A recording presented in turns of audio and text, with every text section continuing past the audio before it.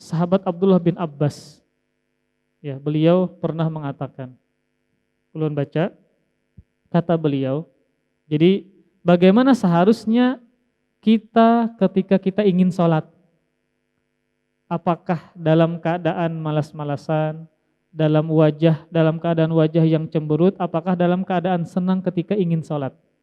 Perhatikan kata Abdullah bin Abbas yang disebutkan dalam tafsir Ibnu Katsir. Kata beliau, yukrahu an yakumar rajul ila shalah wa huwa kaslan, walakin yakumu ilaiha talqul wajhi azimur raghbah syadidul farah fa innahu yunajillaha ta'ala wa innallaha amamahu yaghfiru lahu wa yujibuhu idza da'ahu. Perhatikan kata Abdullah bin Abbas, dimakruhkan seseorang berdiri untuk sholat dalam keadaan malas.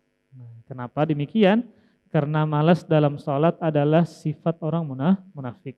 Jadi kata beliau, makruh kalau kita hendak sembahyang dalam keadaan malas. Terlebih bangun tidur, imbah bangun guring siang atau bangun guring subuh atau malam. Maka bisa pian dengan mandi sebelumnya atau memakai pakaian yang terbaik atau memakai minyak wangi supaya semangat dalam beribadah. Ini bagaimana pian semangat dalam beribadah?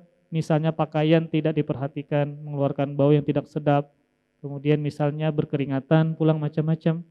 Maka ini perlu diperhatikan. Beliau mengatakan, sahabat Abdullah bin Abbas, dimakruhkan seseorang berdiri untuk sholat dalam keadaan malas. Maka bagaimana seharusnya?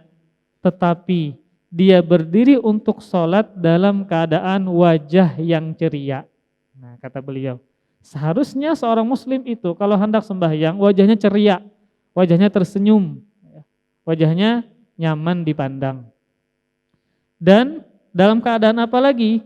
Azimur raghbah, berkeinginan kuat, keinginan besar untuk sholat. Syadidul farah, sangat bahagia dengan sholatnya. Nah, makanya Rasulullah SAW itu menyuruh Bilal, ya Bilal, arihna bis sholah. Wahai Bilal, berikan kami kesenangan dengan sholat, bahagiakan kami dengan sholat. Makanya kalau kita ingin menjadikan keluarga kita itu qurratu a'yun, pendingin mata, penyejuk hati, maka perhatikan sholat mereka. Jadi para jamaah sekalian, ketika kita sholat maka harus dalam keadaan bahagia. Nah, ini cara orang bahagia itu beda-beda ya, bermacam-macam. Tapi kita bisa katakan ketika pian ingin sholat memakai minyak wangi, kemudian memakai pakaian yang baik ya. Selaur handap boleh, tetapi kalau ada selaur yang panjang lebih bagus lagi.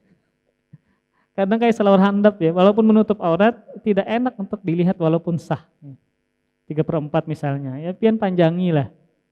Jangan juga cuma menutup lutut. Handap benar, kau dibawa main futsal. Jadi perhatikan pakaian supaya mood itu meningkat ya. Kemudian pian bisa iringi ketika dari rumah sampai ke masjid dengan zikir, zikir. Supaya kita sudah ingat kepada Allah dari awal sebelum sholat. Itu meningkatkan mood kita ketika ingin sholat.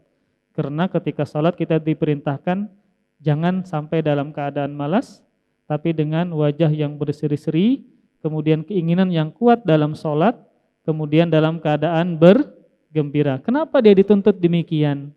Fa innahu yunajillaha ta'ala, karena dia sedang bermunajat kepada siapa? Kepada Allah Subhanahu wa ta'ala. Munajat itu artinya apa?